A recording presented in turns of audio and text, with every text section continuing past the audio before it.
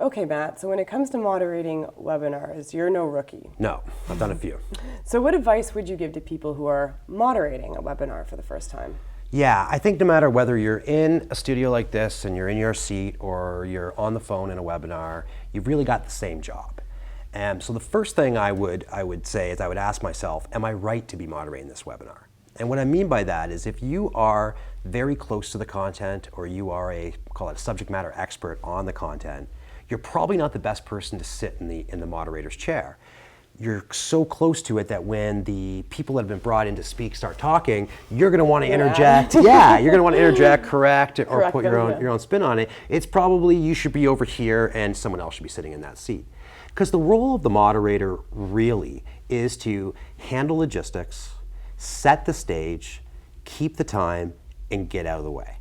So really, you want the person that is in my seat is the presenter, if you will, or the key opinion leaders. You want them to be doing most of the talking, but they're not going to be worried about audience questions or are we on time or what's going on. That's your job. So you're a logistics person. You're here to keep things flowing. A support person. A support person, and you're here to help, but you want to stay out of the way as much as possible. And the last thing that I would say is that you need to remember that regardless of who's over here. So in this case, I'm actually your boss, right?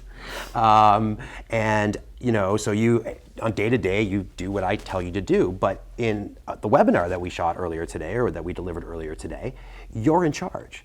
So if I'm going over on an answer, or if I'm not answering the question because I misheard it or I didn't listen to the way you asked it. It's my job to steer you, right? Exactly, it's your job to steer me. You're the control. If you think about, I always use the same examples, but you think about a show on CNN, right? Anderson Cooper, that's his show.